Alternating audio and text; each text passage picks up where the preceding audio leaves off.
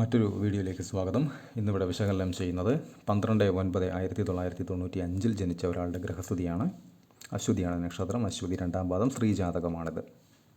വൃശ്ചിക ലഗ്നം, ലഗ്നത്തിൽ വ്യാഴം, 2-ൽ ഗുളികൻ, 3 ശൂന്യം, 4-ൽ ശനി, 5 ശൂന്യം, 6-ൽ ചന്ദ്രൻ, കേതു, 7, 8, 9 ഭാവങ്ങൾ ശൂന്യം, 10-ൽ സൂര്യൻ, 11-ൽ ബുധൻ, ശുക്രൻ, 12-ൽ കുജൻ, രാഹു.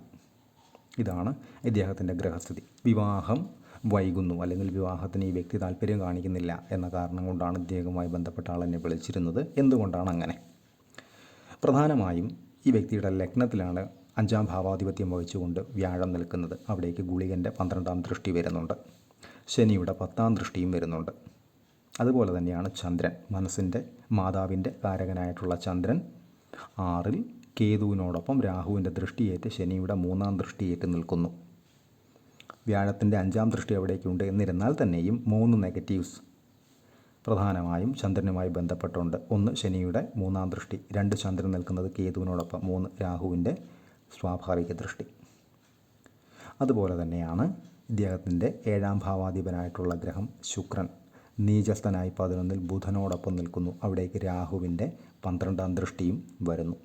ഇത്തരം ആളുകൾക്ക് വിവാഹം ഒരു പക്ഷേ വൈകാനുള്ള ഒരു സാധ്യത വളരെ കൂടുതലാണ്. ഒന്നുകിൽ വിവാഹവുമായി ബന്ധപ്പെട്ട കാര്യങ്ങൾക്ക് താല്പര്യം അല്പം കുറഞ്ഞിരിക്കുകയോ അല്ലെങ്കിൽ താല്പര്യം പ്രകടിപ്പിക്കാതിരിക്കുകയോ, അതല്ല എങ്കിൽ പല കാരണങ്ങൾ കൊണ്ടും, ജോലി സംബന്ധമായിട്ടാവാം, ചിന്തകൾ സംബന്ധമായിട്ടാവാം, സാഹചര്യങ്ങൾ കൊണ്ടാവാം, ഏതെങ്കിലും രീതിയിൽ വിവാഹം വൈകുന്നതായി കണ്ടുവരുന്നുണ്ട്. ഇദ്ദേഹത്തിന് വിവാഹം നടത്തി കൊടുക്കുമ്പോൾ തന്നെ നാളെ ജാതകം പോലെയുള്ള, ഗ്രഹനില പോലെയുള്ള കാര്യങ്ങളെല്ലാം കൃത്യമായി പരിശോധിച്ച ശേഷം അതൊത്തു വന്നാൽ തന്നെയും വിവാഹം കഴിക്കാൻ പോകുന്ന വ്യക്തിയുമായി ഇദ്ദേഹം നേരിട്ട് സംസാരിച്ച് ഒരുമിച്ച് പോകുന്ന സ്വഭാവക്കാരാണ് എന്ന് ഉത്തമ ബോധ്യം വന്ന ശേഷം മാത്രമായിരിക്കണം ഇത്തരം ആളുകളുടെ വിവാഹം നടത്തി കൊടുക്കേണ്ടത്. അല്ലാത്ത പക്ഷം നെഗറ്റീവായിട്ടുള്ള അനുഭവങ്ങൾ ഉണ്ടാകാനുള്ള സാധ്യത വളരെ കൂടുതലാണ്. കാരണം 7-ാം ഭാവാധിപനായിട്ടുള്ള ഗ്രഹം, വിവാഹകാരകനായിട്ടുള്ള ഗ്രഹവും ശുക്രൻ നീചസ്ഥനായി നിൽക്കുന്നു, രാഹുവിൻ്റെ ദൃഷ്ടിയും അവിടേക്ക് വരുന്നു. അപ്പോൾ അത്തരം കാര്യങ്ങൾ പ്രത്യേകിച്ചും ശ്രദ്ധിച്ച് തന്നെ കൈകാര്യം ചെയ്യാൻ ശ്രമിക്കുക. അതുപോലെ തന്നെയാണ് രാഹുവിൻ്റെ ദൃഷ്ടി ചന്ദ്രനിലേക്ക് വരുന്നു. ചന്ദ്രൻ കേതുവിനോടൊപ്പം നിൽക്കുന്നു എന്ന് പറയുമ്പോൾ ഏതെങ്കിലും രീതിയിലുള്ള കൺഫ്യൂഷൻ അല്ലെങ്കിൽ ടെൻഷൻ, ആങ്സൈറ്റി പോലെയുള്ള കാര്യങ്ങൾ, മനസ്സിന് ചെറിയ പ്രതിസന്ധി ഘട്ടങ്ങളൊക്കെ വരുന്ന സമയത്ത് ഈ വ്യക്തിക്ക് അനുഭവപ്പെടാം.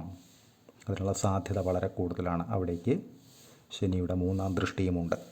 അപ്പോൾ അത്തരം സാഹചര്യങ്ങളെ പ്രായോഗികമായി തന്നെ പോസിറ്റീവായി ചിന്തിച്ച് മുന്നോട്ട് പോകാൻ പ്രത്യേകം ശ്രദ്ധിക്കുക. ജോലി സംബന്ധമായിട്ടുള്ള കാര്യങ്ങൾക്ക് ഈ ഗ്രഹനില വളരെ നല്ലതാണ്. കാരണം 10-ലാണ് സൂര്യൻ്റെ ക്ഷേത്രത്തിൽ സൂര്യൻ നിൽക്കുന്നത്. ജോലി സംബന്ധമായിട്ട് നയിക്കാൻ, മറ്റുള്ള ആളുകളെ നിയന്ത്രിക്കാനുള്ള അവസരങ്ങൾ ജോലി സംബന്ധമായിട്ട് ഈ വ്യക്തിക്ക് കൈവരും എന്ന കാര്യത്തിൽ സംശയമില്ല. അതുപോലെ തന്നെയാണ് പെർഫെക്ഷനിസ്റ്റ് സ്വഭാവം ഈ വ്യക്തിക്ക് ജോലി സംബന്ധമായിട്ട് ഉണ്ടാകാം.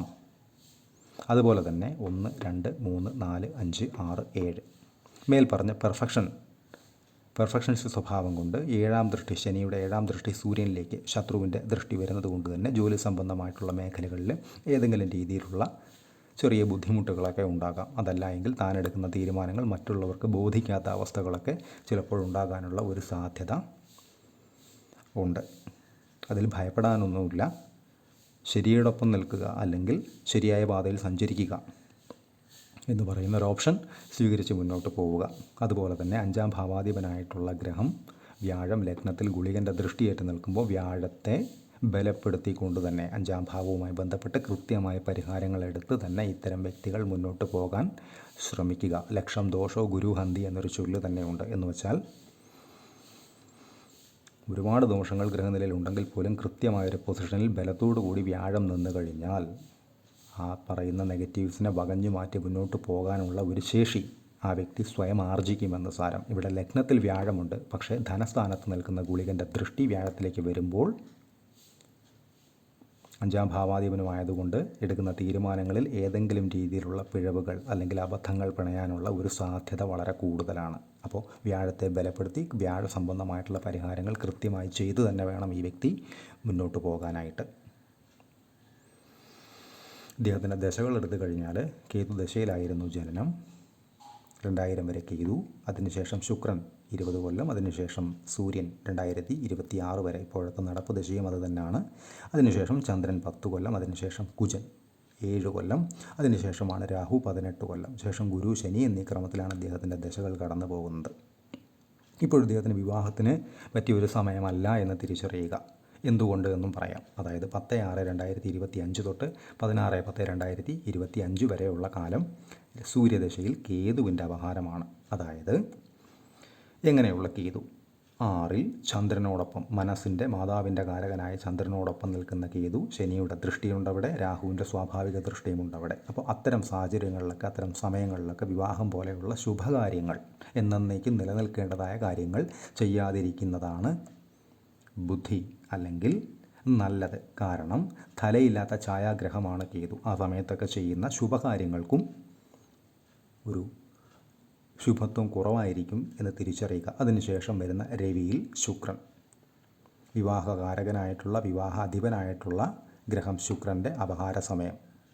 ആ സമയം വിവാഹം പോലെയുള്ള കാര്യങ്ങൾക്ക് ഉത്തമവുമാണ്. പക്ഷേ നേരത്തെ പറഞ്ഞതുപോലെ കൃത്യമായ ജാതക പരിശോധന നടത്തി ആ വ്യക്തി ഇദ്ദേഹത്തിന് ഉത്തമമാണ് എന്ന് മനസ്സിലാക്കി വേണം വിവാഹം പോലെയുള്ള കാര്യങ്ങളിലേക്ക് ഈ വ്യക്തി കടക്കാനായിട്ട്. അല്ലാത്ത പക്ഷം ബുദ്ധിമുട്ടുകൾ ഉണ്ടാകാനുള്ള സാധ്യത. തിടുക്കപ്പെട്ട് വിവാഹം നടത്തരുത് എന്ന് തന്നെ പറയാം.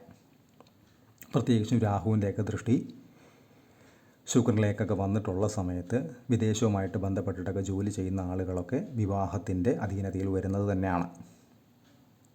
അത് നല്ലതുമാണ്. പക്ഷേ ആ വ്യക്തി ഇദ്ദേഹത്തിന് ഉത്തമമാണ്, ശരിയാണ് എന്ന് മനസ്സിലാക്കി വേണം പ്രത്യേകിച്ചും വിവാഹം പോലെയുള്ള കാര്യങ്ങളിലേക്ക് കടക്കാനായിട്ട്. അതുപോലെ തന്നെയാണ് ഇദ്ദേഹത്തിൻ്റെ ചെലവുകൾ. 2-ലാണ് ഗുളികൻ നിൽക്കുന്നത്, ധനസ്ഥാനത്ത്. ധനസ്ഥാനത്തിൻ്റെ അധിപനാവട്ടെ ലഗ്നത്തിൽ ഗുളികൻ്റെ ദൃഷ്ടിയേറ്റു നിൽക്കുന്നു. 12-ൽ വ്യയസ്ഥാനത്ത് അഥവാ ചെലവിൻ്റെ സ്ഥാനത്ത് ലഗ്നാധിപനായിട്ടുള്ള ഗ്രഹവും രാഹുവും നിൽക്കുന്നു. അപ്പോൾ ഈ വ്യക്തിക്ക് ഏതെങ്കിലും ഘട്ടത്തിലൊക്കെ ചെലവുകൾ കയ്യിൽ നിൽക്കാത്ത അവസ്ഥകൾ ഉണ്ടാകാം. എത്ര വരവ് വന്നാലും ചെലവ് കൂടിയിരിക്കാം. അപ്പോൾ അതിന് വേണ്ടുന്ന പ്രായോഗികമായിട്ടുള്ള പരിഹാരങ്ങൾ കൂടെ ചെയ്തു വേണം ഈ വ്യക്തി മുന്നോട്ട് പോകാനായിട്ട്. ലഗ്നത്തെ കൊണ്ടും അതുപോലെ തന്നെ 5-ാം ഭാവാധിപനായിട്ടുള്ള വ്യാഴം ലഗ്നത്തിൽ നിൽക്കുന്നതുകൊണ്ട് വ്യാഴത്തെ കൊണ്ടും കൃത്യമായ പരിഹാരങ്ങൾ ചെയ്ത് മുന്നോട്ട് പോകുക വഴി നേരത്തെ പറഞ്ഞ നെഗറ്റീവായിട്ടുള്ള അനുഭവങ്ങളുടെ പെർസെൻറ്റേജ് ഗണ്യമായി കുറയുകയും പോസിറ്റീവായിട്ടുള്ള റിസൾട്ട്സ് വേഗതയിൽ ആ വ്യക്തിയിലേക്ക് എത്തുകയും ചെയ്യുമെന്നും തിരിച്ചറിയുക. കൺസൾട്ടേഷൻ ആവശ്യമുള്ള ആളുകൾക്ക് ഈ നമ്പറിൽ കോൺടാക്റ്റ് ചെയ്യാവുന്നതാണ്. കോൺടാക്റ്റ് ഡീറ്റെയിൽസ് ഡിസ്ക്രിപ്ഷനിൽ കൊടുത്തിട്ടുണ്ട്. ഇത്തരം വീഡിയോസ് ഇനിയും തുടരും. നന്ദി.